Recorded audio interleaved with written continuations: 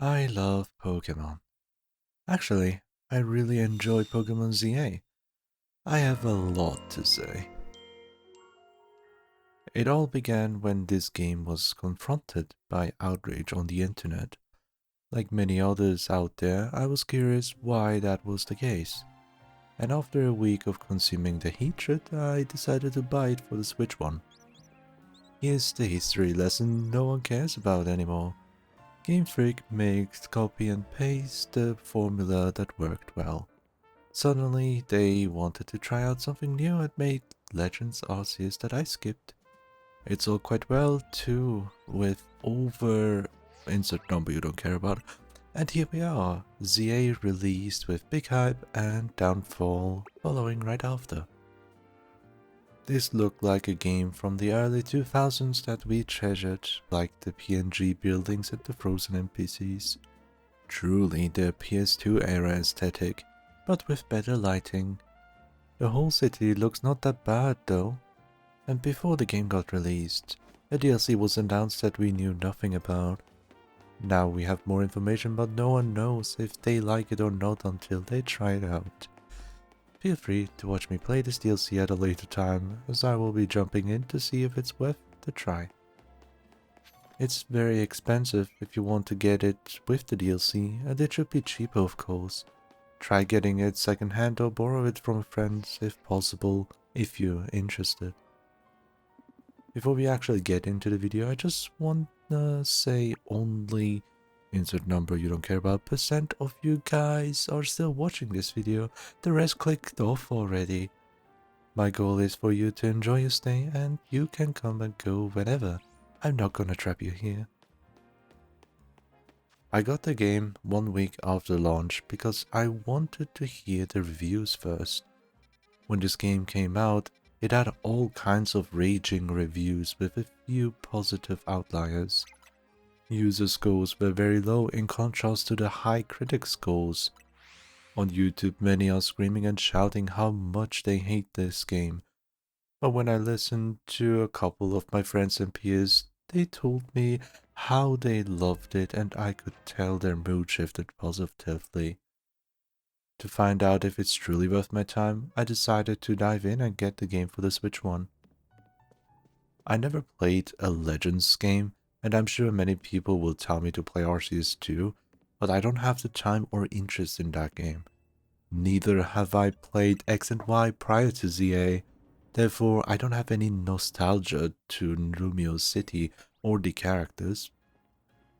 All I know is that the Megas debuted in those games along with the "It's been 4,000 years" meme. This is my perspective without having played X and Y or Arceus, no nostalgia or comparison with the prior Legends game.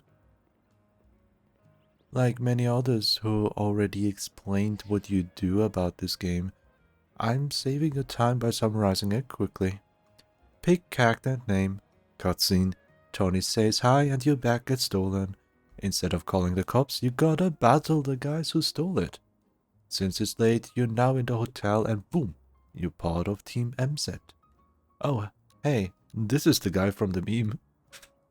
Side quest girls show up and you're in the wild zone to catch your first Pokemon.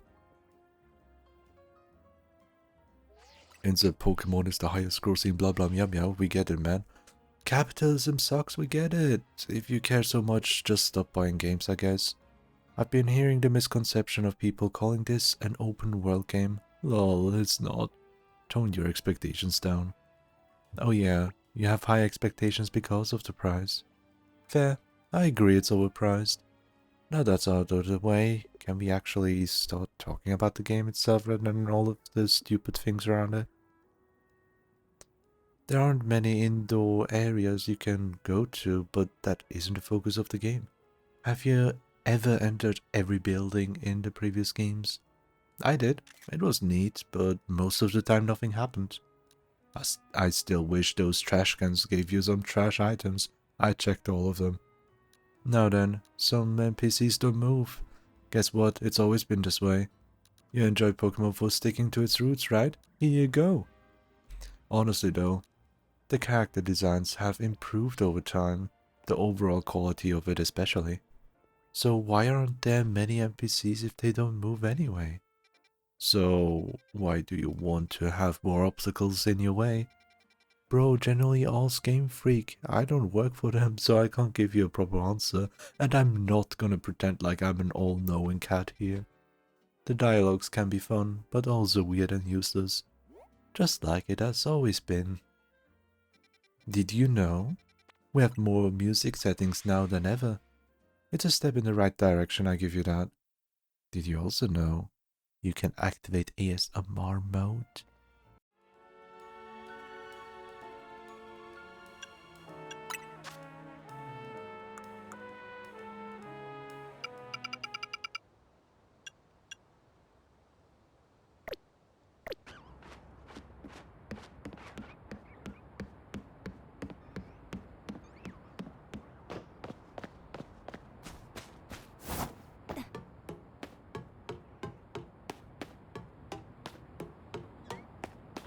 Oh, the music is so chill. Despite that, there isn't much variety. I don't mind this because of how chill it sounds. I'm not bothered with it really. I like it actually. But with that all of the way, let's really get started, shall we? Unfortunately, we can't jump in the game. I don't know why. Wait, I know. We got this parkour thingy. Not just that, but also, let's just say no one can jump in Pokemon games here. Staying true to the formula after all, there are many older fans who really want it to stay as is. Back to the parkouring, many dislike this, but I got addicted to it real quick, which is why I also really enjoyed a parkouring side quest that exists, where you race a Pokemon to prove you're better than it. That's smug little. Yeah, no, I'm not spoiling who it is and what the reward of that quest might be. Parkour is fun if you work around the movement mechanics in this game, such as rolling off the platforms and jumping down from buildings. It gets much better once you obtain the ability to use the weird glide thingy. It's janky, but it works for this game in my opinion. One thing to mention as a tip though, you get it with story progression. It took me quite some time to get it because I was distracted doing every side quest as they were available, along with the wild zones that pop up more and more as you progress in the story. You walk, just like in the old games. Yeah, walk. And you run too. No bike, skates, whatsoever. The map is not made for those transportation mechanics, not even riding on your Pokemon. I'm not bothered with it like many are. We are in a city after all. And honestly, the scope of this city is not made for those faster ways of travel. Except fast travel is a thing for all the impatient modern gamers. But I use fast travel too, sometimes.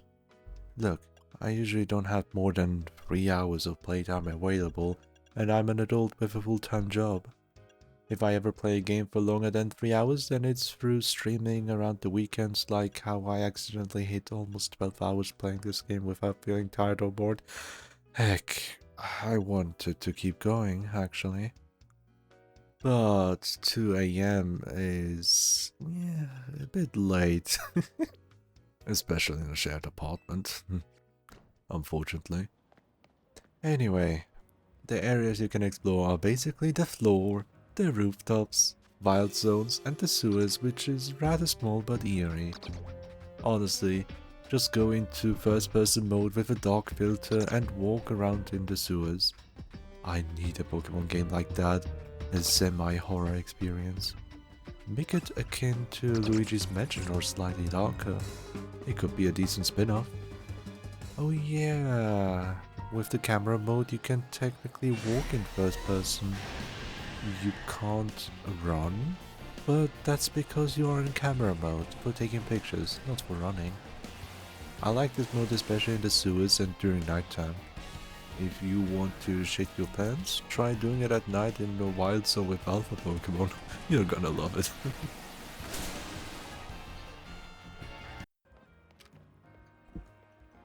Let's catch some Pokémon! Wild zones or outside, you can throw a ball at them. Higher number of arrow ups mean easier to catch. Backshots are super effective.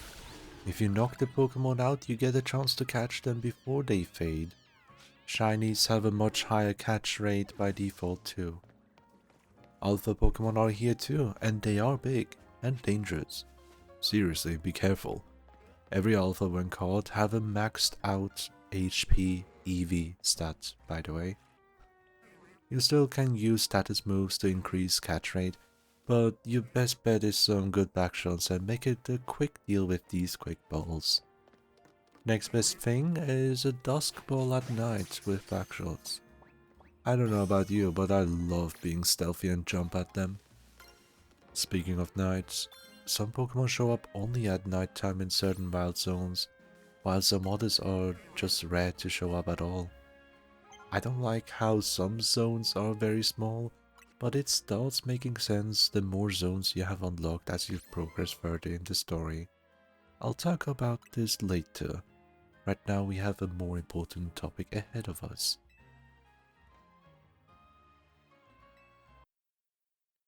Let's talk about the combat system, the biggest reason why I was attracted to buy this game. My first impressions through the trailers were summed up with this statement: Xenoblade? Enough said. The button layout is simply the directional inputs. I love that they are all cooldown based in this live action battle system. Many of the special attacks are ranged and have high cooldowns, whereas most physical moves are close range with a lesser cooldown. With ranged moves, your Pokemon moves to a designated location. Unfortunately, you can't control it that well, but I managed to pull off some great dodges with it. Yeah, you can dodge attacks. It's a bit difficult to rely on it, but after many hours I found out the best way to pull it off. Remove the lock-on. If you're not locked on the enemy Pokemon, your Pokemon will follow you. This cannot be done always, and much more consistent way would be using moves like Protect and Detect. Detect has a lower cooldown than Protect, but a shorter window to be protected by incoming attacks. Next up, you also have indicators for how effective your move will be. X for immune, triangle for resisting, circle for neutral, and dotted circle for super effective. Status moves don't have such indicator. If you lock onto obstacles, there are no indicators as well. The best thing about obstacles is that a variety of moves can get rid of them. Let's look at vines for example. You can cut them with any slashing move regardless of typing, or burn them with fire type attacks. There are other ways of avoiding damage in combat besides protect and dodges. Let me enlighten you. Moves like dive, dig and fly can be used strategically to avoid attacks and reach to opponents otherwise unreachable. Mega evolving your Pokemon gives it a small window to avoid any attacks.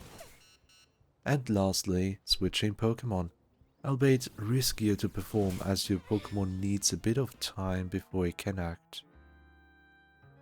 Now that we got the main topics about combat away, one important thing I left out is the abilities that Pokemon used to have. In this game, Pokemon don't have abilities similar to Legends Arceus. However, some Mega Pokemon, and with the exception of Aegislash, have some form of their abilities built in, balanced around Legends ZA's battle system, of course. I haven't tested out Aegislash despite being able to evolve by Doublade, but I just want to dual wield my Keyblade, you know? I'm happy as he is currently, and soon I'll get Eviolite and give it to him to further strengthen its defenses. One tiny last thing to mention is that you can use items in battle, but you gotta cool down for them and can't spam revives on all your Pokemon, let alone revive one and heal it straight up without using a max revive item. Personally, I started using items in battle once I reached the middle point in the game. Until then I didn't really need it. One thing that is a stark contrast towards the older games is the amount of items you get in this game and the pacing of the games, to name a few. Let's talk about them, shall we? So, during my playthrough of Legends ZA, which to be transparent with you, I've been playing the Emerald Edition for the first time along ZA on my streams. I still haven't finished Emerald at the time of finishing this video, but I'm streaming it weekly on both this channel and on Twitch. Now, the reason I brought this up is to tell you how I experienced Legends ZA while playing an older 2D Pokemon game and being able to see the differences they offer. I'm not going to compare strictly about game quality, rather about how they handled certain stuff such as the pacing of the game overall and the collectibles. First off, the older games had a limit of things you can carry around with you. What do you mean I can stuff an entire bike and 3 fishing rods, but I can't carry a repel with me? Now you could put items in your PC and also give it as a held item to your Pokemon there as well. But I rather want to keep all my items with me in case I'd use them. Oh, and I do find a use for items unlike the past me who would hoard everything like a goblin. Maybe I haven't changed much after all. I think it's a RPG enjoys curse or something, I don't know. Well, looking at the items count on my current playthrough, I barely get anything by picking up from the ground or from Pokeball items in the overworld. I'm calling this natural progression, where you don't go to a store to buy items, but organically obtain them by moving on with the story and the side quests. These items are scarce, and the best example I can give you is the one-time use TMs. Move tutos that teach one Pokemon a move, which also is available once. Then we also have niche things like the move rememberer and deleter. I know they're not items, but it required you to collect an item to remember a move for your Pokemon. On top of it, for you to find these NPCs halfway through the story, and the items required to use them later as well. That was very convoluted and meant that each of your moves that you teach to your Pokemon had to be thought out carefully. Make a mistake and oops, it is what it is. Now, I know Legends ZA wasn't the first to implement the quality of life changes such as reusable TMs, but I'm so glad they kept it and made it even easier to navigate your moves. You can have as many items as you want. Here, we arrive at one tiny change, which is item inflation. Earlier I mentioned how the older games handled their collectibles. In the newer generations, however, you walked around and grab items naturally, and you get a lot more handed over to you through quests you complete. Without even buying any revives or healing potions once, I have dozens of them in my bag that I can use willy-nilly without much thought. Managing your Pokédollars have become a much lesser meaning compared to the older games. You get everything much quicker and frequently so. In return of this abundance of items, you get a button that auto heals and revives your Pokemon. They sure thought this through, as the biggest reason why we have so many items is to keep us peeled in a gameplay loop and have us immersed in it all, without having to break our pace to return to the Poké Center.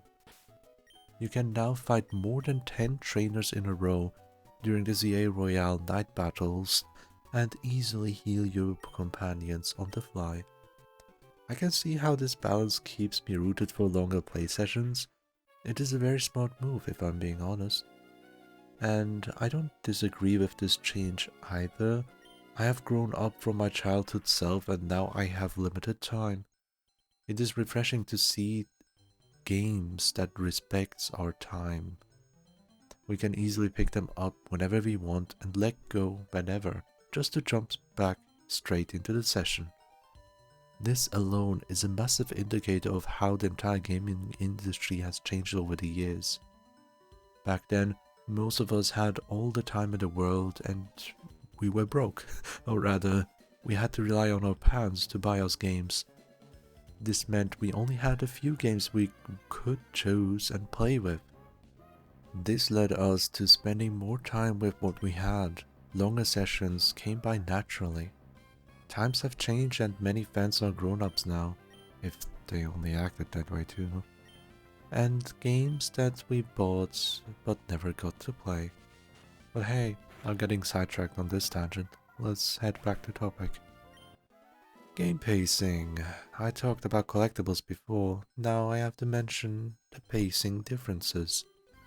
I already briefly touched upon it, but to add on an important factor, leveling your Pokémon works quite a bit differently compared to the past. In this game, your Pokémon obtain experience throughout your party, for winning a battle, catching Pokémon, or even destroying obstacles for some reason. The latter is a bit of an overkill. You also gain experience candies besides the well-known rare candies. I recommend saving rare candies for the last couple levels before reaching level 100, however, as the experience requirement is very high towards the later stages. Early on, experience candies will make your Pokémon busted strong and you will snowball almost every battle. Don't ruin your experience. It's best to level your Pokémon up if you truly feel the need to increase your stats. I highly recommend to adapt that for your future gaming playthroughs even outside of this franchise. How does this incredible level pacing compare to older games? Only your active Pokémon gains experience, whereas you could give one extra Pokémon the health item EXP share to have it split the experience in half with the EXP shareholder. And rare candies. That's about it. You can increase the EXP gain if you have a traded Pokémon, but I strongly believe this is a feature that's been kept even in the new generation games. Correct me if I'm wrong. Having this much limitations for the older games meant whatever Pokémon you pick, you will most likely stick with it throughout your entire playthrough and only rarely change up your team. Leveling up your entire team meant dedication for grinding experience throughout with battles against trainers and wild Pokémon. It took a fair bit of time.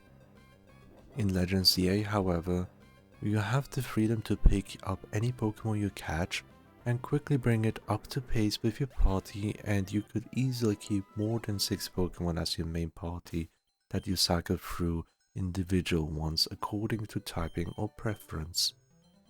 I recently caught an alpha Pokémon and used it immediately for a side quest that is close to my party level.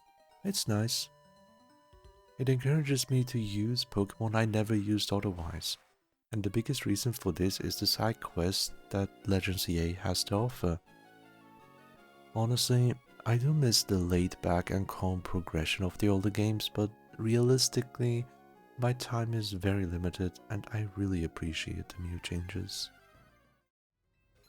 Before I start talking about quests, I want to avoid spoiling too much and will not show the quests on screen. There are a couple types of side quests, most notably trainer battles, catching, or showing a specific Pokémon, and unique quests.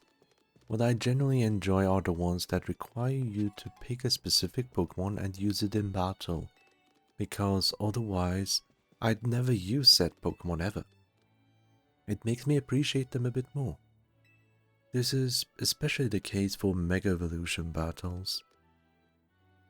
Some of the side quests unlock accessories such as hair colors and eye contacts. If there's one annoying thing with these side quests, it will be those who require you to show a certain Pokemon to the NPC and it has to be in your party. I don't understand why this is in the game when other quests allow you to pick a Pokemon from your box to clear this quest.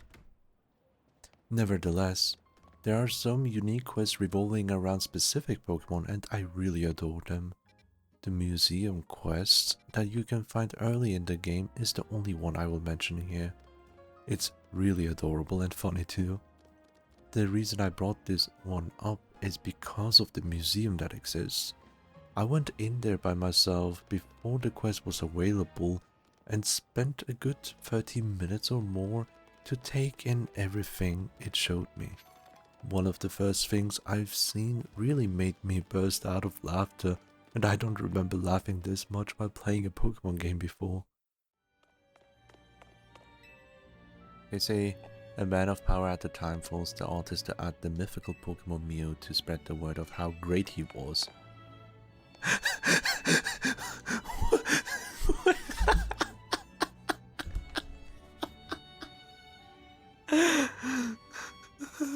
Oh my god. You're kidding me. I love this. I love this. Oh, what? And people, everyone, the critics, the internet shitting on this game when we have this fucking masterpiece in front of us. I can't even talk, I have tears in my eyes. Oh god, I can't.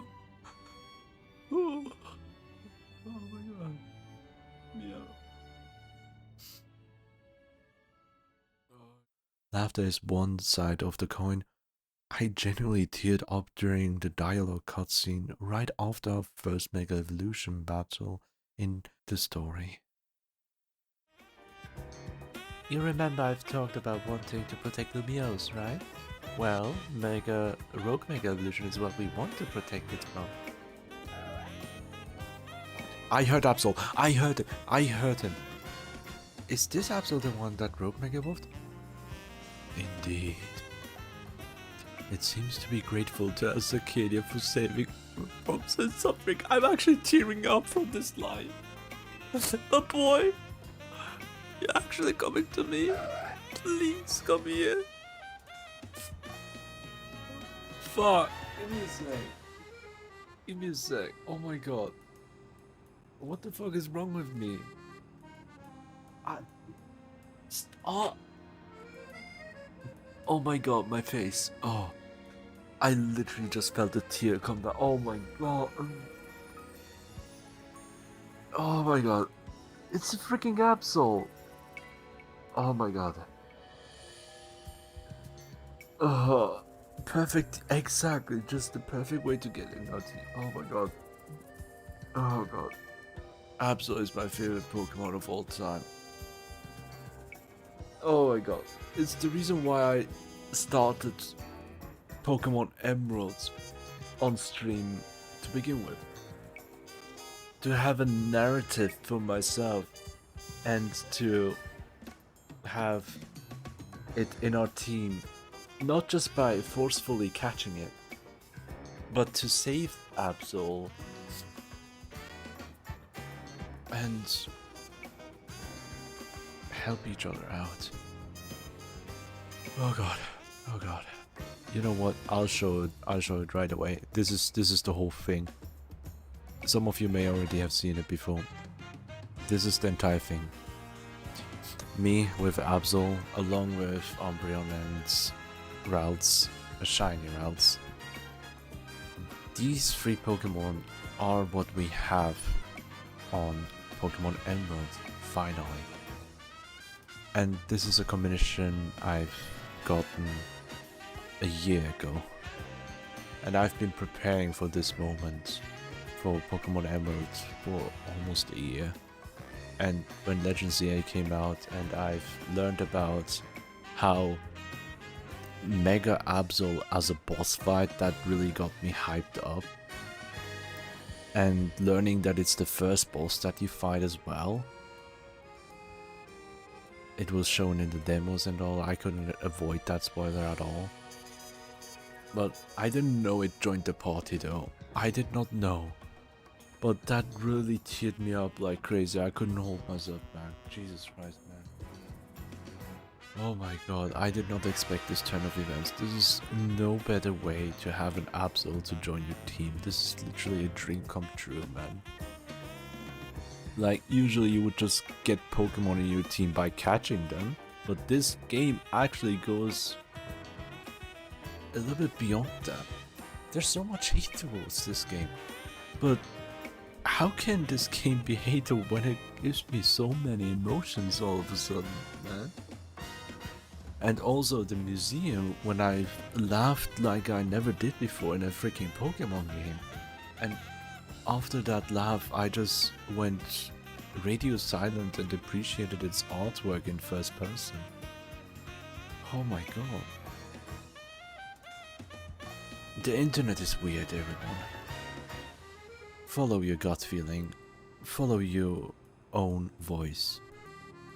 If there's even a hint of curiosity, just jump in.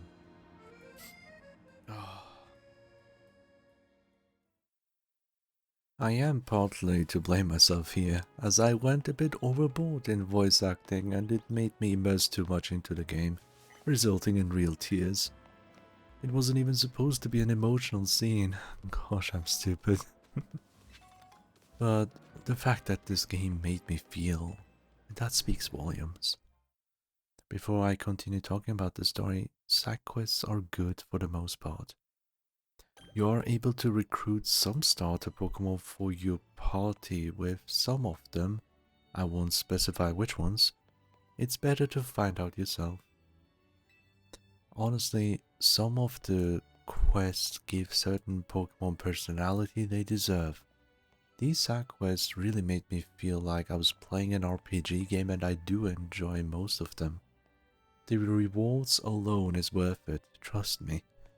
If you care about battle items, even more so, as some trainer battles are there to introduce you to mechanics such as weather and status conditions, healing moves, and other niche aspects the game doesn't tell you outside of these quests. In my opinion, this was a decent way to introduce the player to the mechanics in case they weren't aware of it, and reward you with an item that makes sense in the context of the quests. The battles themselves are kept short, and sometimes you might not feel anything out of it, as if it was any random trainer battle like in the ZA Royale.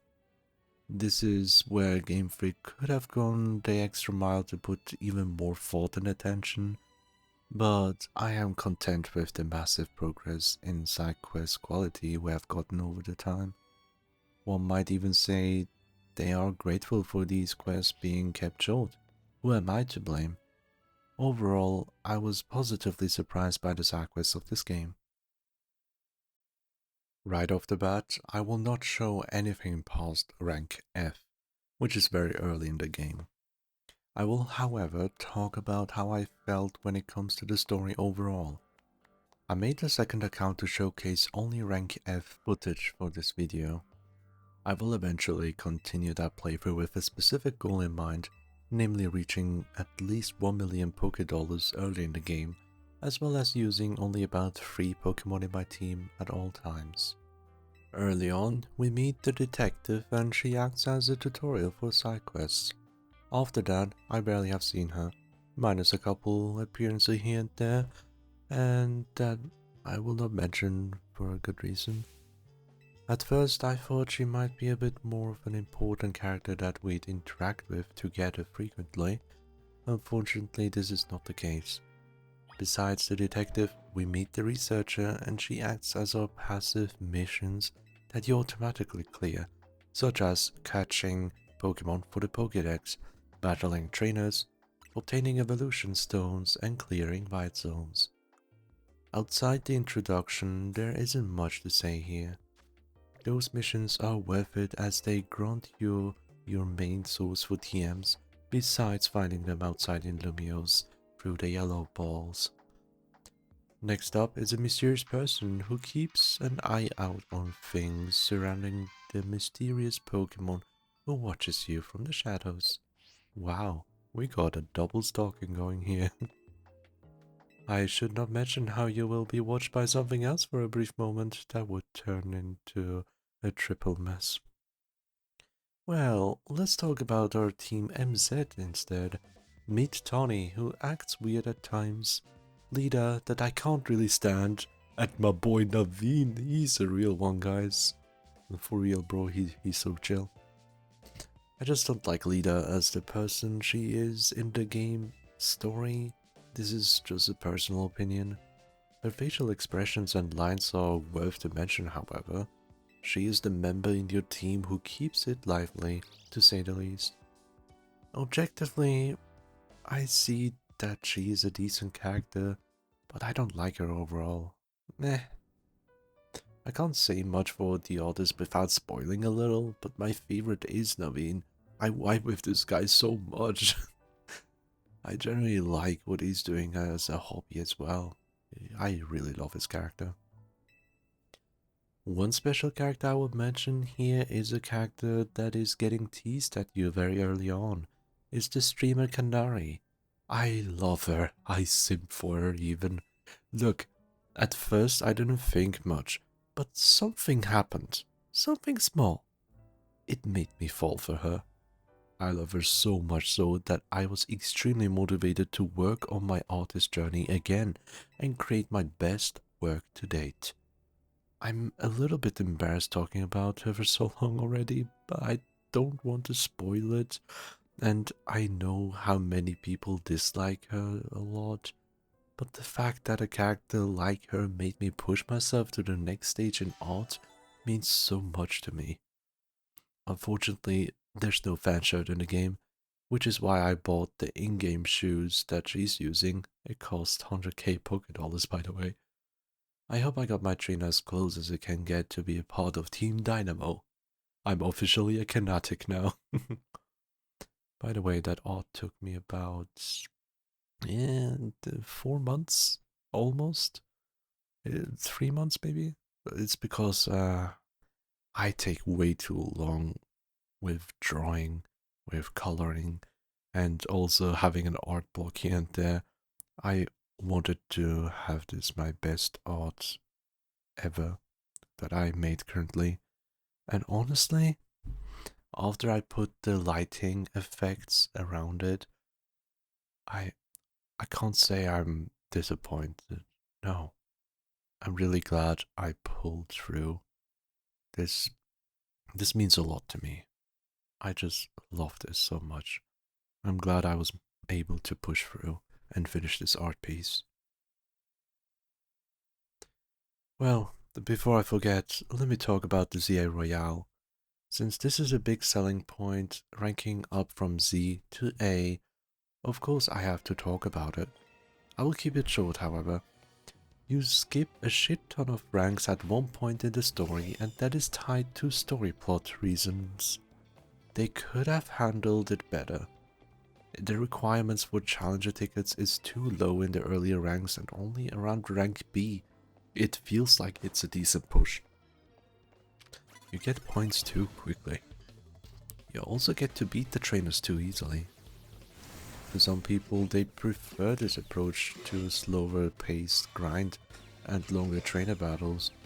It really boils down to preference. I do believe the developers executed the system well with what they have envisioned here. The battle system, I feel, is more of a proof of concept that works, despite the rough edges.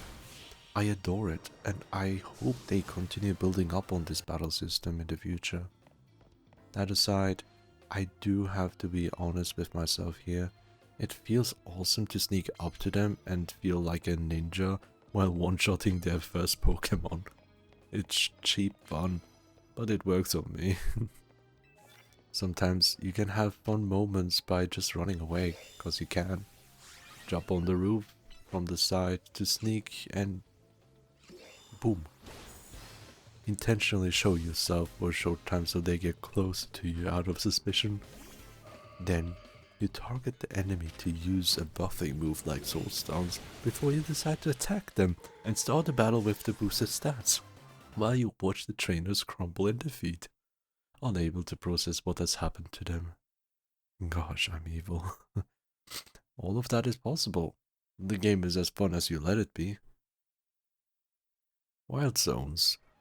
These are the places where you can catch majority of Pokemon throughout your journey.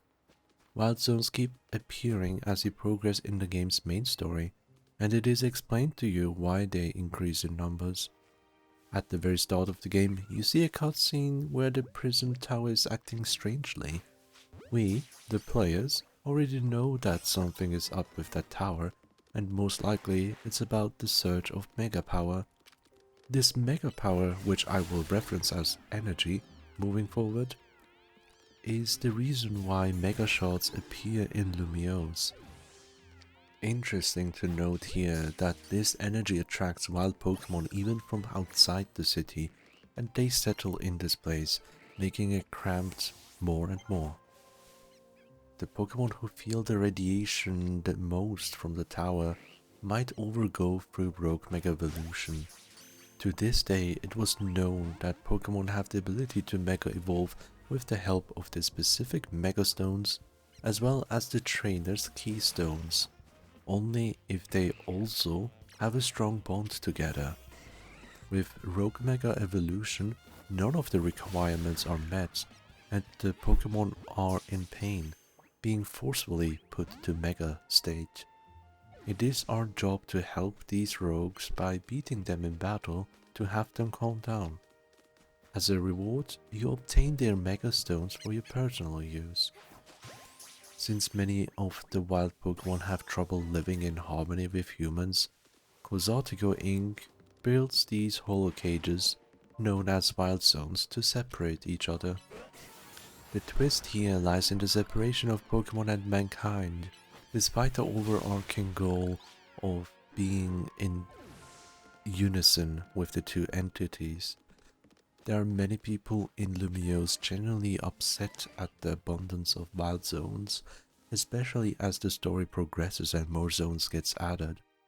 It is up to the player to resolve this issue with this random stalker dog with a glowing butt. As we're getting closer to the end of this video, I want to thank you for your patience with me, as well as your precious time you've given to me. I hope it was worth your time so far. If there's anything I forgot to mention in the video, please let me know in the comments below. That said, I will talk about the thoughts I have left for this game before the closure. I miss me Ascarada, man.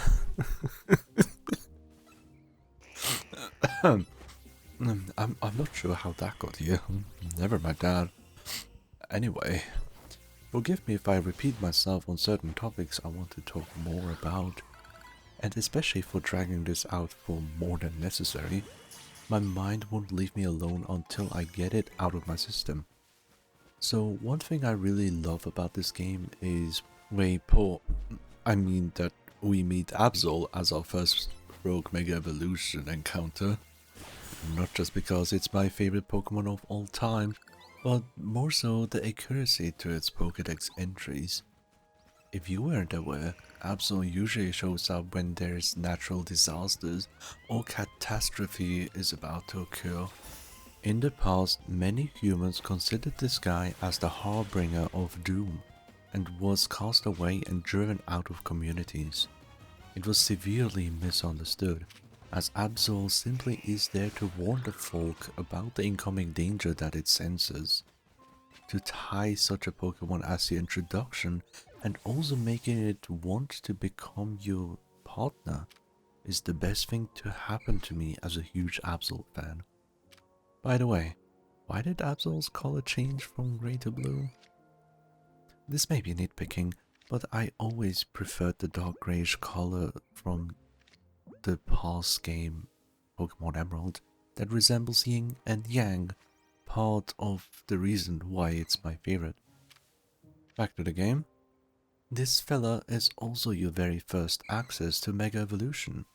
How fitting for the misunderstood disaster Pokemon to be the angel who saves everyone with its powers. Fun fact: Absol hates to fight. It's in one of the Pokédex entries. As much as I love Absol, there is a new shining star that got me like it more thanks to this game. Say hello to Zygarde, the doggo.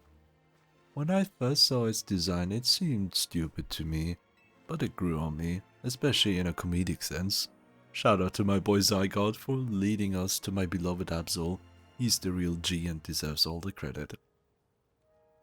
Regarding items, I do find it slightly annoying how all the outside shops have the same thing they sell, worst offender being the Lumio Scarlet.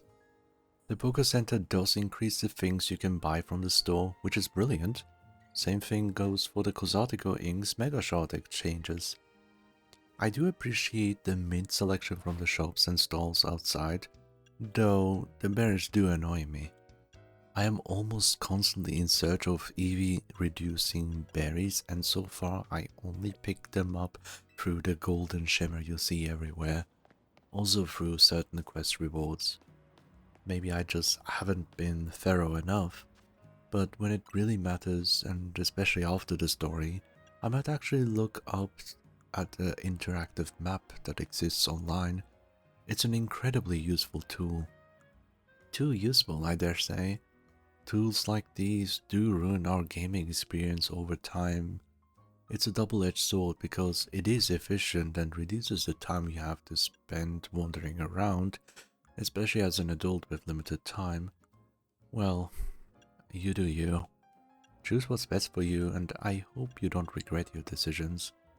The whole point with the EV reducing berries is that this is a topic I'm talking about because I like classic RPGs as well as JRPGs.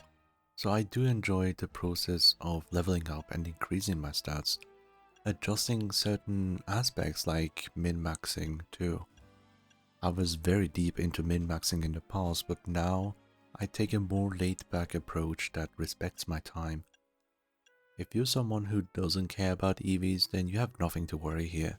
EVs are not that important at all for the story anyway. If you do want a slight edge above others, consider catching alpha Pokemon because they all have maxed out HP EV stats. You can always check the stats when looking at your Pokemon summary and scroll down. Make sure to use your right stick to toggle the stat view. If you see a blue graph, it shows your EV stats and the color blue indicates room for more growth. Once you reach the maximum amount of EV points you can get, the graph turns yellow.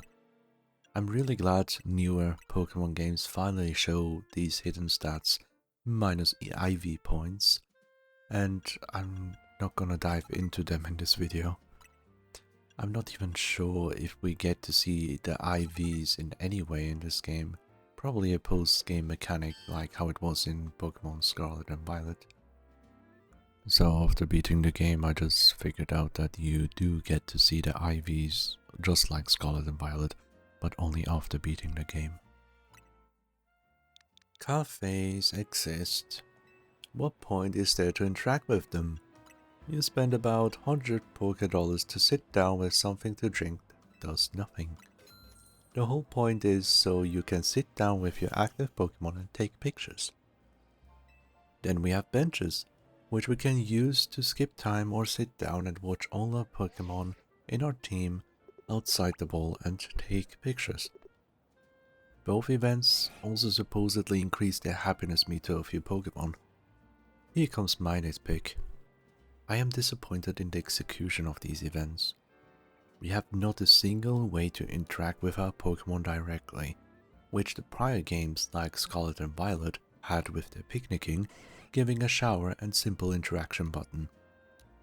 Speaking of said button, it exists in this game but only for every other Pokemon outside that you can interact with, not the ones that we can catch, but the ones that are usually owned by other people.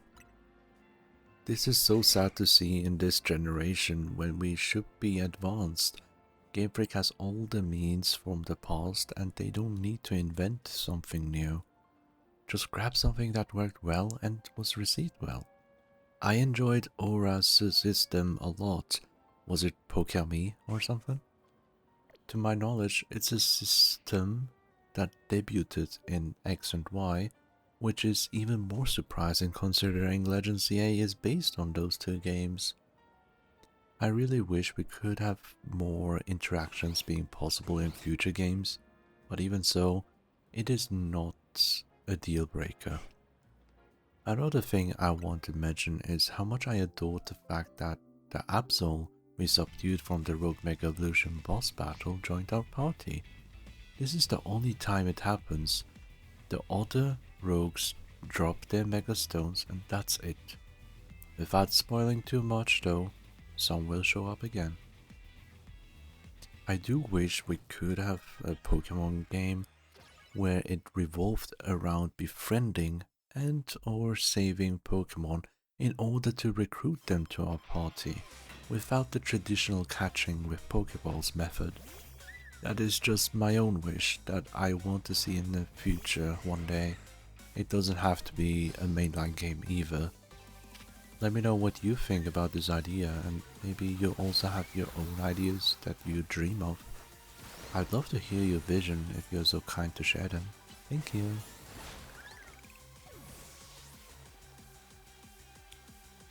We are at the end of this video, and all that's left is a harsh truth that needs to be said. The less you know, the better the potential experience for your playthrough will be. This goes for any game actually. However, I am aware it is too difficult to judge if you like the game prior to a purchase, especially when you have to reach deep in your pockets. If you like Pokemon and don't mind the new gen editions, it's worth a shot in my opinion. I got this game for the Switch 1 because I am not going to buy a new console anytime soon. There's only a single game that interests me on the Switch 2, and I don't mind skipping it for the foreseeable future. I don't have any friends to play with either, let alone online not working due to my router's net type D preventing me to play peer-to-peer services. This is why I can't even play Smash Bros, Mario Kart 8 Deluxe and Animal Crossing with my friends on the Switch. Well, that's not really important to you, is it? My final advice would be to try getting the game for cheaper. The Switch 1 version functions perfectly fine. Once again, get the game only if you are interested in it anyway. You're not missing out on anything. Before I forget, my favorite boss fight in this game is only available for the post-game. It took me 2 tries since my trainer died, but it was the best one I fought. I loved it. Let me end this video with the following line of deep wisdom. May your heart be your guiding key.